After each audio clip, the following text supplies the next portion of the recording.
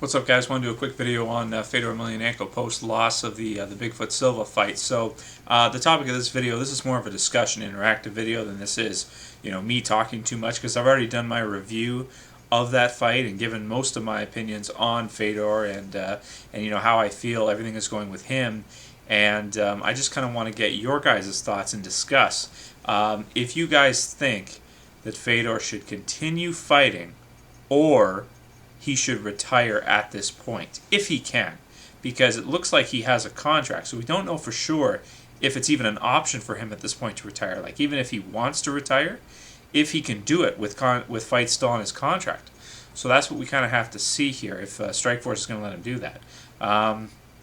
Now, if you think that Fedor should continue fighting, give the video a thumbs up. If you think he should stop fighting and retire, give me a thumbs down, so that way we know, what people think. Do you think he should continue fighting? Thumbs up. Do you think he should retire? Thumbs down. So yeah, I mean, we all got to see the fight against Big Foot Silva. We all got to see, how he was able to fare against a guy who was, at this point, I found out that he was actually 65 pounds heavier than Fedor. It's just crazy. Someone commented in my video before that it's like seeing Frankie Edgar fight Shogun. That's the weight difference you're looking at here. You're looking at 60 to 65 pounds. So a lightweight fighter like Frankie Edgar facing Shogun at light heavyweight. That's the equivalency in weight. 60 pounds of weight. That's how much it matters. If Bigfoot was the same size as Fedor, does anybody think he would have beaten him? No, I don't think so, and I guarantee most of you wouldn't either. But the real question is, at this point, now that he's lost 2 consecutive fights, he was undefeated for 10 years, and he's finally started losing. Everybody expected him. He was a 5-1 favorite over Bigfoot. He was 45% of the people thought that he was going to win the whole tournament. Okay, he was a favorite for everything. And not only that, but he got eliminated in the first round. He didn't even make it out of the first round, let alone, get beaten by Alistair Overeem or get beaten in the finals. This was the worst case scenario for him. He was coming back from a loss. He needed to get this win yesterday. He needed to beat Bigfoot, and he didn't do that. Then after the fight, he said he was thinking, about, possibly about, stopping fighting. He's had a great fighting career, but he's not that old. That's the thing. He's not that old. He's 34, 35. Now, your skills and your reflexes, your speed and that kind of stuff, it does start to dwindle at that age. You do start to become, not as quick and not as explosive, and those, fast twitch muscle fibers just aren't working the way they used to. Fedor definitely shows that. He did not look explosive at all against Bigfoot. Bigfoot is a slower fighter. He's a big, lumbering guy, and he looked really faster in that fight for himself.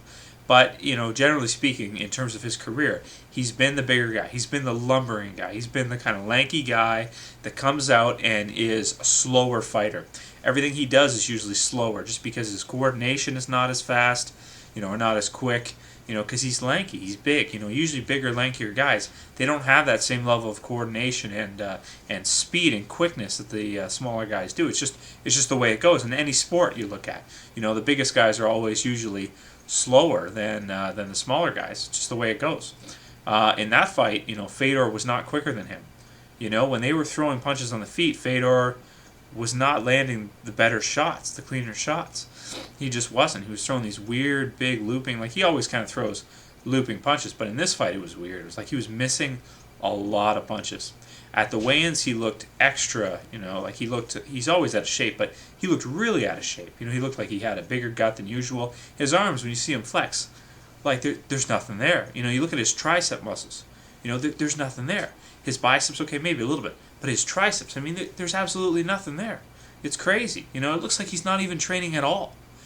So do you guys think that he's getting to that age, or do you think it's a training thing? Everybody in M1 is saying, oh no, he trained so hard for this fight. He trained so hard.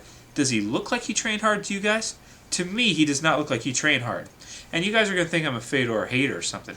Dude, he's my favorite fighter. I've been watching him since the beginning, okay? Since he fought Heath Herring in Pride and he smoked him, I was a fan of him. I look back on all his fights. I've seen all his fights, okay? Every single one. He's my favorite fighter of all time, for sure. Greatest fighter in mixed martial arts history. Don't get me wrong, okay? But I'm critiquing this. I want to talk to you guys about this. Do you think that he's, losing muscle mass?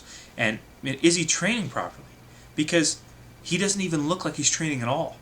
Granted, he's always kind of been pudgier, but look at the muscle mass and, you know, the way his face and his neck and everything, his chest and everything like that. He doesn't even look like he's training at all. You know, I mean, if you go and, you know, I mean, geez, you go and you work out for a few months, for 4 or 5 months.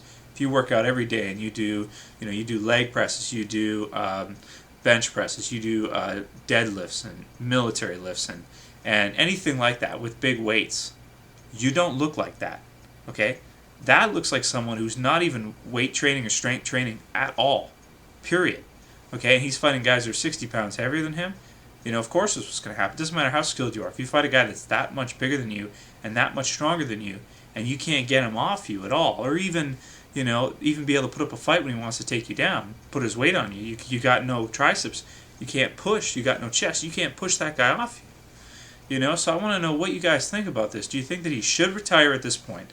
Do you think that this was the type of thing where maybe he's not training properly?